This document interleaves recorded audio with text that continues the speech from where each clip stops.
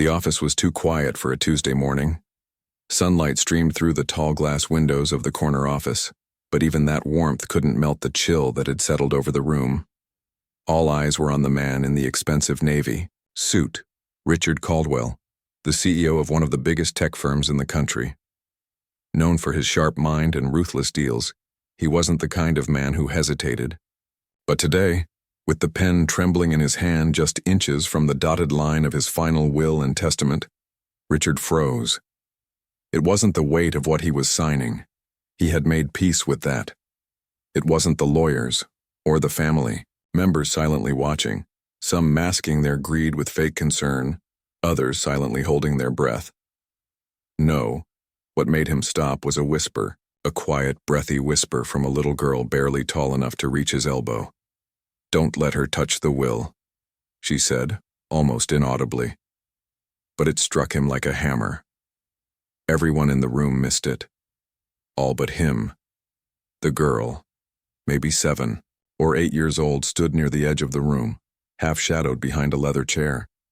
Her hair was in soft curls, and she held a stuffed rabbit to her chest. Her big, dark eyes didn't blink. She wasn't part of this meeting. She shouldn't have even been there. But there she stood, still as a statue, her eyes locked on one person in particular. Cassandra Moreau, the fiancée. Stunning, poised, and icy as frost. She sat beside Richard with a gentle smile on her lips, the kind that didn't reach her eyes. Everyone saw her as the supportive partner, the one who nursed him back after his health scare, the one who, rumor had it, had convinced him to draft a new will, one that changed everything, and now, that will was on the table. The air felt heavy, like everyone was waiting for something to happen. The lawyer, a stiff, gray-haired man with thin glasses, pointed to the signature line. "All we need is your signature, Mr. Caldwell." But Richard didn't move. The whisper echoed in his mind again like a warning in the wind. "Don't let her touch the will." He glanced at Cassandra, who tilted her head in concern. "Is something wrong, darling?" she asked sweetly, placing a hand gently on his shoulder. He flinched. It wasn't obvious, just a small twitch, but it was there. And the little girl noticed. She stepped back further, almost as if afraid Cassandra could hear her thoughts. No, one else seemed to see her. Or worse, maybe no one else could because Richard didn't have a daughter. Not one alive, anyway. The room had started to shift, imperceptibly. Faces tensed. The silence stretched too long. One of the board members coughed to break the awkwardness, but it only made things worse. Richard's hand was still frozen mid-air. The pen hovered over the paper like a ticking bomb. He thought about the last few weeks, the strange dreams, the whispering voice calling out to him in the middle of the night, the sound of soft feet on the marble floor when no one was there. He had blamed it on stress, medication. Cassandra had laughed it off, told him he was just tired, but the voice never stopped. And now, it wasn't in his head. It was right in front of him. The little girl in the blue dress was real, or real enough. And her warning wasn't vague, it was clear. Don't let Cassandra touch the will, but why? What did she know? His mind flashed back to the incident 3 years ago. The car crash, the funeral, the closed casket. His daughter, his baby girl, gone before her time. He had buried that pain deep, poured himself into work, into silence, into Cassandra. She had helped him forget, but now it felt like maybe she'd helped him forget too much. Cassandra's hand was still on his shoulder. Too still. Too calm. Her eyes flickered for a brief moment. Something hard and unreadable passed behind them. "Richard," she whispered, low and soft.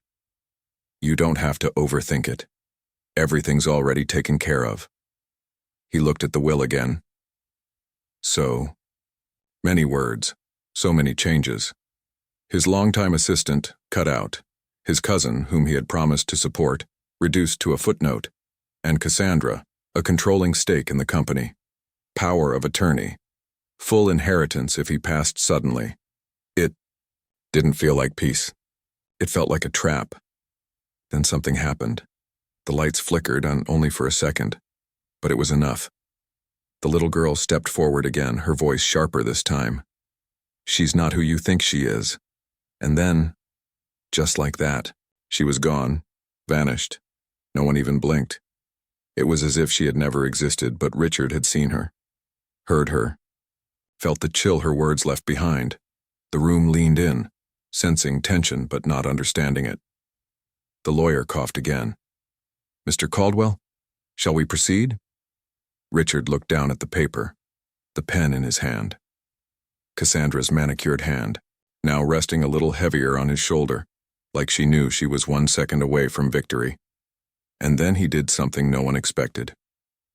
He dropped the pen, not just dropped, let it fall with a hard click on the table.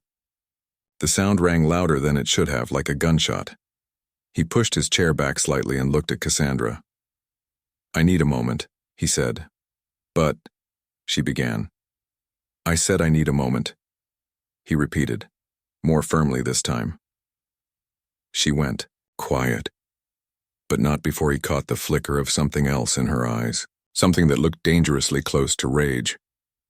Richard stood up and walked toward the window, but his eyes weren't on the skyline. They were on the reflection in the glass. He saw Cassandra watching him, and in the reflection just behind her, for a fraction of a second, he saw the little girl again, just watching, and now he was listening, because something was very wrong with the woman sitting behind him. And this wasn't just about a will anymore. This was about truth, and survival, and trust. And the fact that someone, maybe not quite alive, had come back just in time to save him. But what he didn't know was, the real danger hadn't even started yet. Richard didn't say a word for the rest of that morning. He stood by the window long enough that everyone slowly began to trickle out of the office.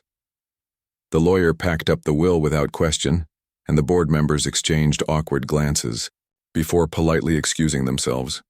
Even Cassandra, with a reluctant smile and a well-practiced kiss on his cheek, eventually left, but not before giving him one last look. A look that felt more like a warning than affection.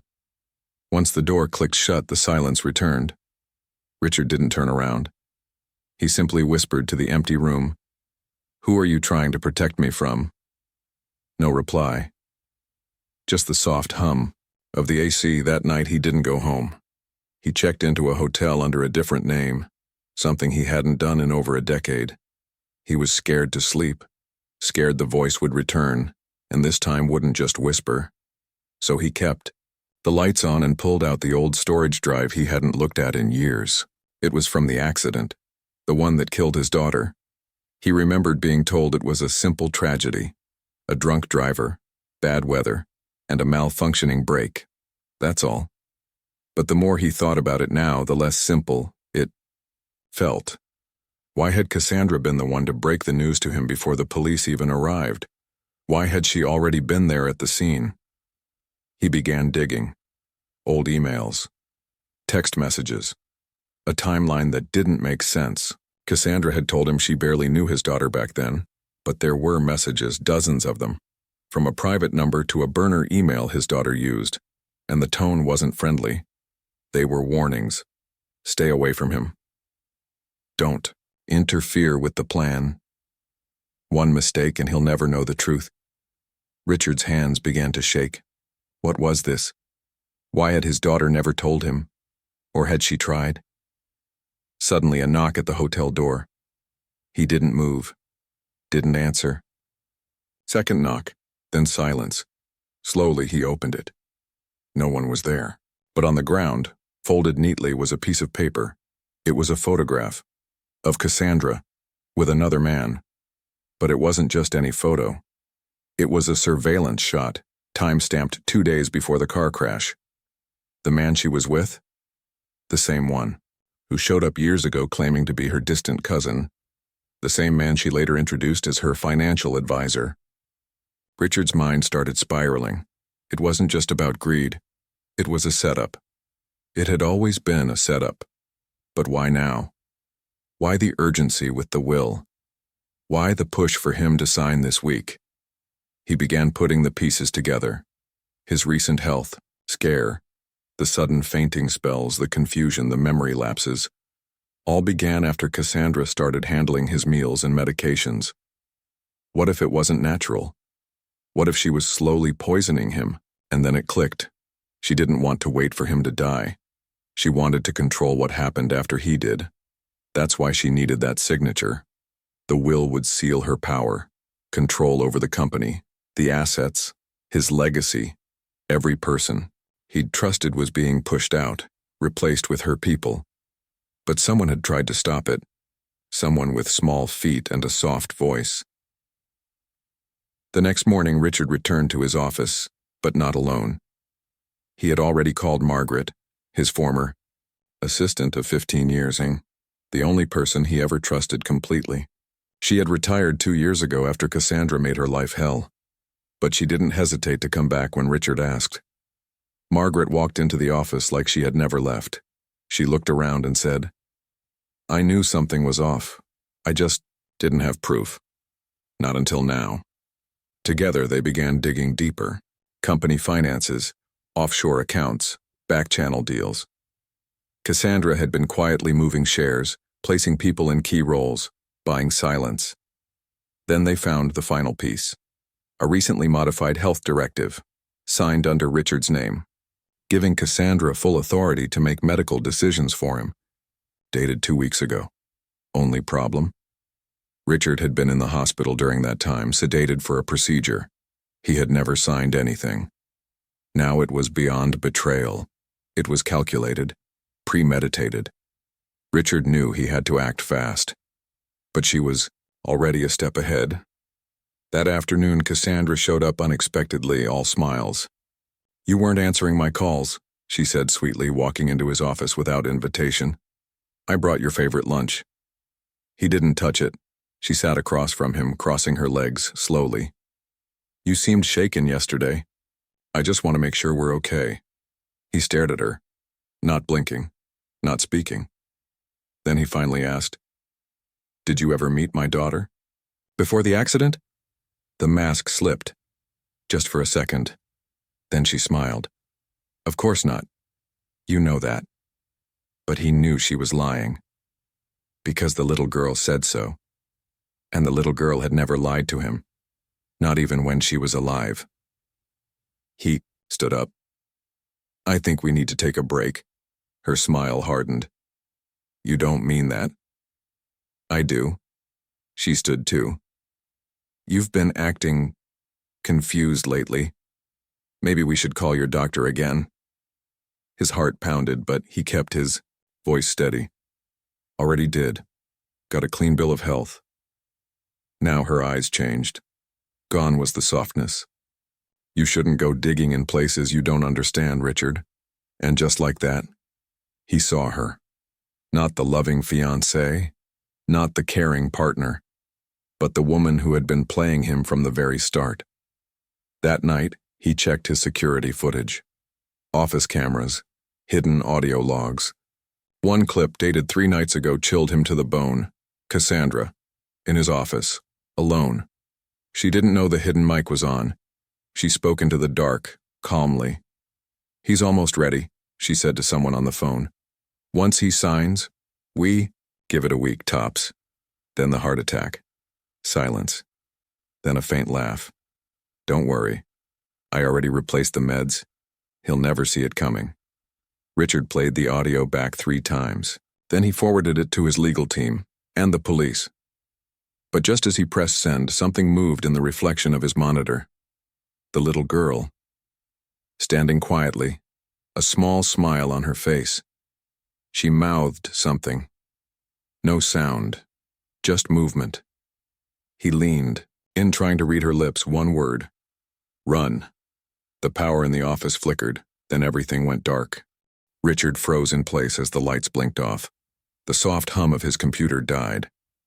Only the emergency glow from the hallway crept beneath the office door. Everything was still, too still. The little girl's warning echoed in his ears. "Run." His heart pounded as he stood up slowly, barely breathing. He grabbed the flash drive with the recorded audio and slipped it into his pocket. His eyes darted to the window, then back to the door. It creaked slightly. Someone was outside. The handle turned. Instinct kicked in. Richard rushed to the private exit behind the bookshelf, a hidden passage only he and Margaret knew about. Years ago, it was installed as a security feature. He never thought he'd actually need it. But now, it felt like his only way out. Down the narrow stairs he moved fast, his breath sharp in his throat. He pushed open the door at the bottom and stepped into the back alley of the building. No limo. No driver. Just the sound of distant traffic and the sudden slam of a door behind him. He didn't look back. He ran. At a nearby cafe, he met Margaret, who was waiting with a burner phone and an unmarked SUV. He slid into the passenger seat, still shaking. "She's here," he said.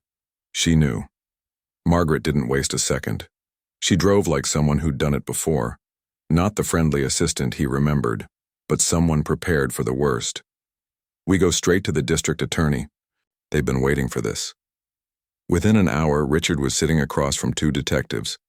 He handed them the flash drive, his signed statement, and copies of the forged documents Cassandra had filed.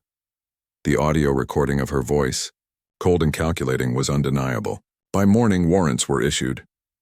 Meanwhile, back at his office, Cassandra was still there, calm, composed. She sat at his desk, sipping coffee like nothing was wrong. But when the officers arrived, her expression didn't change. She didn't even try to run. She just said, "You have no idea what you've done." Later, when they opened the investigation fully, the truth came out in waves.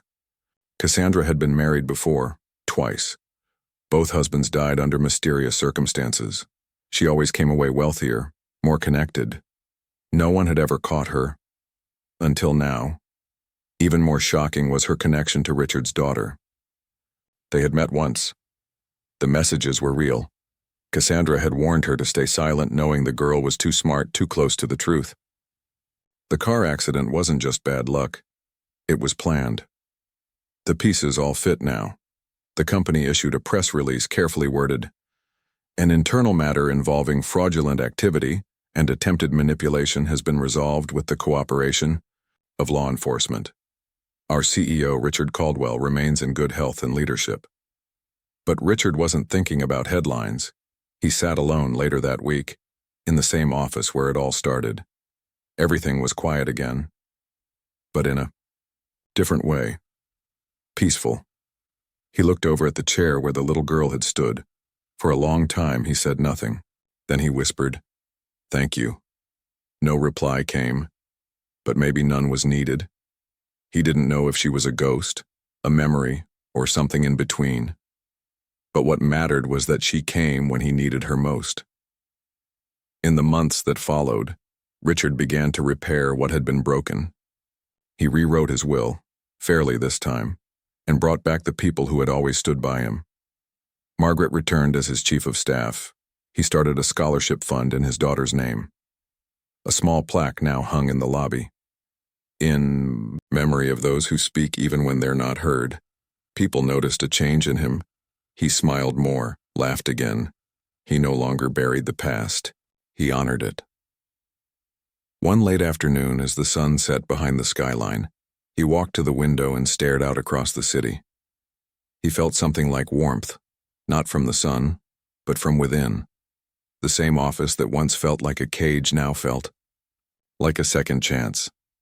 The story of the will, the betrayal, and the ghostly warning spread slowly, whispered in boardrooms and late-night conversations. Some believed it, some didn't. But Richard didn't care about that. He knew the truth, and the truth had saved his life. Because sometimes, it's not the loudest voice that protects you. Sometimes it's the quiet whisper of someone who loved you too much to stay silent, even from the other side. And when that moment comes, you listen. You listen with everything you have.